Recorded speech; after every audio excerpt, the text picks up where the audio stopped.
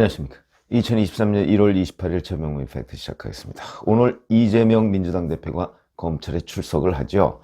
자, 지난번 1월 10일에 성남FC 후원금 의혹과 관련해서 검찰에 한번 조사를 받은 적이 있습니다. 그때 A4 용지로 6쪽짜리를 만들어가서 검찰이 질문을 하면 이 진술서에 쓰여져 있는 것으로 가름하겠다. 이런 식으로 이제 넘어가고 사실상 묵비권을 행사했다. 이런 얘기를 제가 말씀을 드린 적이 있었고. 자, 그 다음에 이제 웬만한 거에는 다 부인. 오늘도 A4 용지 한 30쪽 정도의 진술서를 준비해 간다고 하니까 아마 그 정도면 가서 또다시 검찰 질문에 아주 기본적인 사실관계조차 부인하거나 아니면 그냥 여기에 있는 걸로 가름하겠다. 아마 이렇게 조사를 받으려고 하는 거 아닌가. 그러니까 전면적인 오리발 이런 식으로 우리가 평가를 해볼 수가 있겠고요. 예를 들어서 대장동 의혹을 윤석열 게이트다 이렇게 얘기하는 사람이니까. 그리고 무슨 성남시에서 가장 모범적인 공익 환수 사업이다 이렇게 주장하고 있는 정도니까 정말 오늘 이재명 민주당 대표에 대한 검찰 수사는 검찰과 이재명 대표 간의 완벽한 평행선. 지난번 성남FC도 마찬가지고. 그런데 이제 문제는 이런 평행선 같은 이재명 대표의 주장이 법원에 가서 과연 받아들여질 것인가. 이런 것들은 이제 이재명 대표 말의 신뢰성하고도 밀접한 관련이 있죠. 그건 결국 부인을 어떻게 하느냐. 그런 것들이 굉장히 중요한데, 그런 점에서 본다면 대장동 의혹 같은 걸 윤석열 게이트다 이렇게 얘기하는 거 보면 좀 이 사람이 좀 허술한가 싶은 생각이 들고요. 예를 들어서 김문기 씨를 모른다고 얘기했던 부분, 그게 이제 선거법상 허위사실 유포 혐의로 지금 현재 기소돼서 재판을 이제 아마 2월에 공판 준비 기일 하고 3월이나 4월쯤에 첫 재판을 할 것으로 보이는데, 이런 것도 저는 관리가 잘못됐다고 생각을 합니다. 그러니까 이재명식 오리발, 이재명식 부인법, 이것 때문에 그게 오히려 본인의 발목을 잡았다. 저는 그렇게 보는 입장이거든요. 오늘도 아마 제가 진술서를 이재명 대표가 만들어가는 이유를 제 나름대로 해석을 해보자면, 자기가 말에 의해서 자기의 행동, 과거의 행동이 꼬이게 될 가능성이 매우 높다는 사실을 이재명 대표는 매우 잘 알고 있는 것 아닌가. 왜냐하면 워낙 원천적으로 부인을 하다 보니까. 그러니까 아예 적어가는 이런 형태를 보이고 있는 것으로 저는 그렇게 해석이 됩니다. 그런데 이게 보니까 이 습성이 이재명 대표뿐 아니고 이재명 대표가 가장 아낀다는 측근들도 똑같다 하는 게 이제 최근에 몇몇 사례를 통해서 드러났는데, 예를 들어서 김용 민주연구원 부원장 유동규 씨한테 20억 원을 요구했다가 실제는 8억 4,700 정도의 경선 자금을 받은 것으로 돼 있었는데, 자, 그래서 현재 이제 재판을 받고 있죠. 그런데 이제 기본적인 팩트가 김만배 씨를 얼마나 아느냐, 유동규와 얼마나 자주 식사를 했느냐, 이런 것들 아니겠습니까?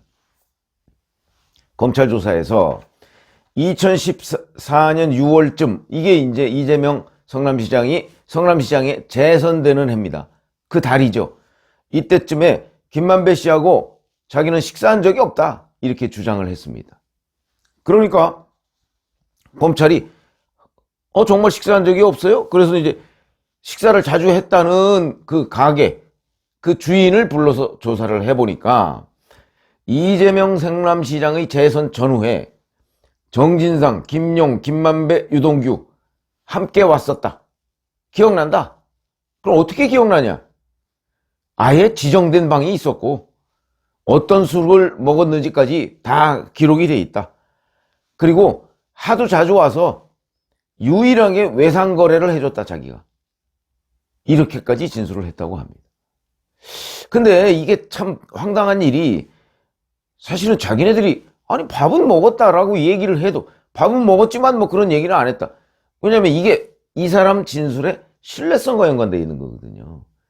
그렇게 해야 될 것 같은데 아예 원천적으로, 그것도 금방 들통날 일을 완전히 이재명식이다 이런 생각을 하게 되고, 자, 뿐만 아니고 정진상, 가장 가깝다는 정진상 씨도 마찬가지입니다. 김만배 씨하고 연락한 사실이 있느냐? 2022년, 그러니까 작년 초죠. 1년 전에 검찰에서 조사할 때 검찰이 이렇게 물었다고 합니다. 김만배 씨하고 한 2번 정도 인사했다고 하는데 따로 연락한 적이 있냐? 이렇게 질문을 하니까 정진상이 그런 적 없다. 이렇게 얘기를 했습니다. 근데 올해 1년 만에 조사를 할 때 검찰이 8개월 동안 29차례 한 통화 내역을 들이밀었습니다. 그건 뭐 기록에다 나와 있으니까. 그러니까 세상 돌아가는 얘기 좀 했다. 연락하지 않았다는 진술은 과장된 것 같다. 이렇게 얘기합니다. 이렇게 말을 바꿨습니다. 이거는 황당한 일이죠. 과장? 아니 그러면 연락한 적 없다가 29차례 전화통화한 거 29채가 0의 과장입니까? 0 곱하기 아무리 뭐 해도 29 안 나옵니다. 이렇게 황당한 거짓말을 하는데 이게 또 금방 들통날 텐데. 그럼 이런 일이 한번 있었으면 이제 전화통화 기록 가지고 장난치지 말아야 될 거 아닙니까? 이게 이제 대장동 관련인데 백현동 관련해서 지금 다시 이제 서울중앙지검에서 수사를 한다고 하죠. 근데 이 백현동은 경찰에서 경기 남부경찰청에서 수사를 하고 나서 김인섭 씨라는 사람, 그러니까 이재명 대표의 2006년 선대본부장, 그때 성남시장에 출마했다가 떨어졌거든요. 그때 선대본부장이었던 김인섭 씨라는 사람, 이 사람과 연관된 게 백현동 의혹이죠. 근데 그 백현동 의혹과 관련해서 그러니까 이 김인섭 씨를 아시아 디벨로퍼라는 시행사가 영입을 하고 나서 용도 변경이 안 되던 용도 변경이 급진전이 됐다. 이게 핵심이고 팩트입니다. 그건. 왜냐하면 2015년 1월에 김인섭 씨가 아시아 디벨로퍼에 들어간 직후에 바로 2월부터 거기 용도 변경 해줘야 된다. 한국식품연구원 부지, 백현동 아파트 부지 해줘야 된다. 뭐 이런 보고서가 막 나오더니 그해 9월에 실제 용도 변경이 됐습니다. 수년간 안 되던 것이 김인섭 씨 영입과 함께 8개월 만에 끝나버렸습니다. 그러면 김인섭 씨가 누구를 통해서 로비를 했겠는가? 이게 핵심이거든요. 결국 이것도 김인섭, 정진상, 이재명 이렇게 올라갔거나 대장동처럼 아니면 김인섭, 이재명 다이렉트로. 근데 제일 가능성이 높은 건 김인섭, 정진상, 이재명 이렇게 갔을 가능성이 매우 높은 거죠. 그러니까 이제 김인섭 씨와 정진상이 얼마나 가까우냐, 자주 통화를 했느냐 이런 것들은 아주 기초적인 팩트거든요. 이거를 물었다는 거 아닙니까? 검찰이.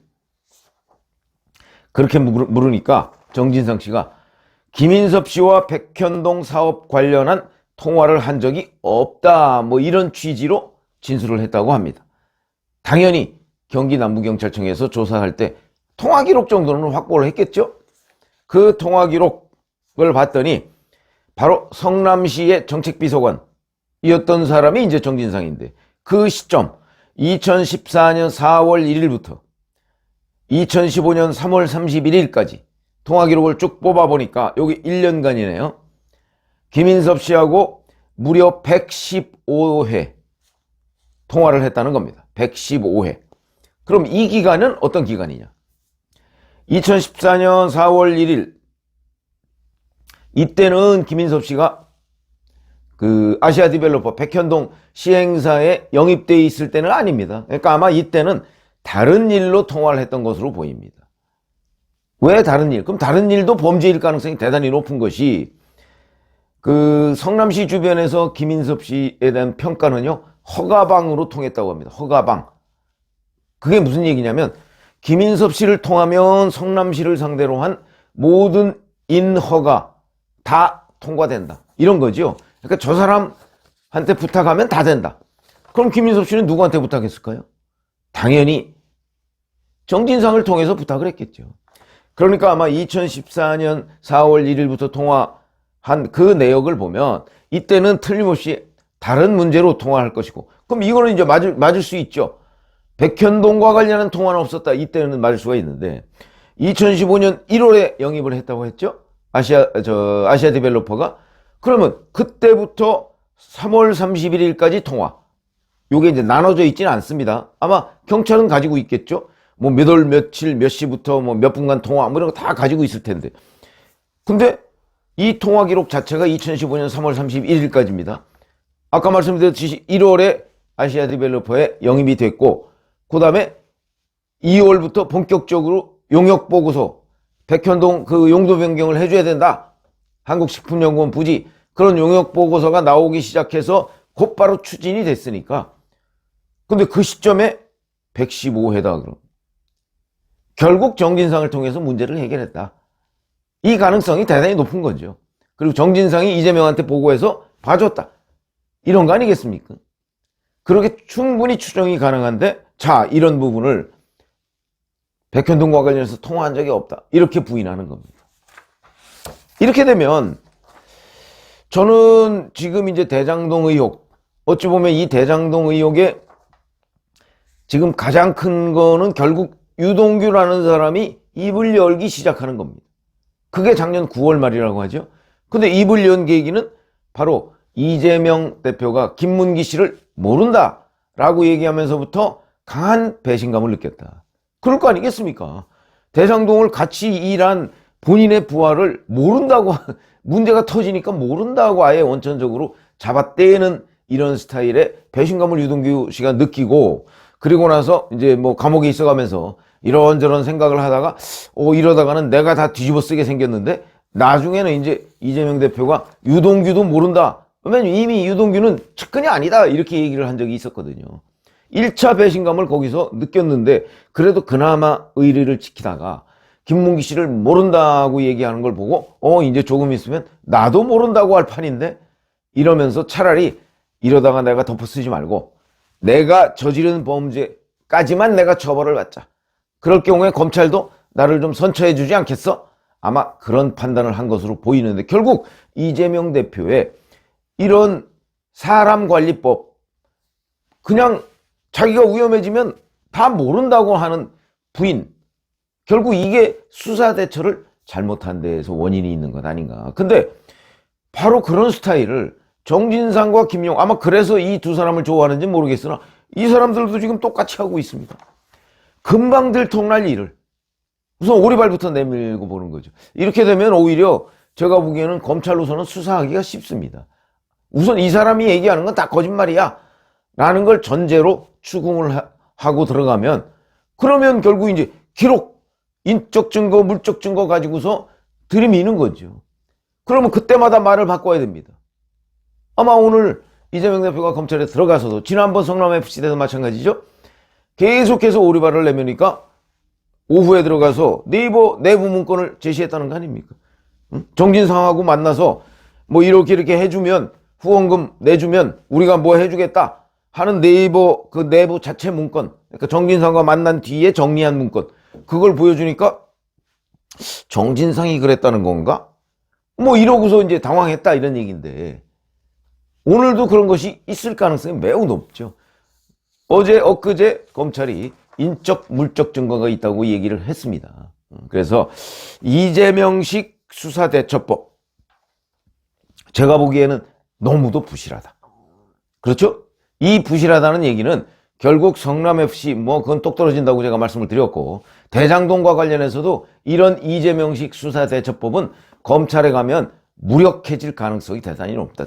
그러니까 처음부터 기본적인 사실관계조차 인정하지 않는 것, 아니 그런 기본적인 사실관계조차 확인 안 하고 검찰이 이재명을 부를 수 있겠습니까? 그렇죠? 상식적으로 생각하면.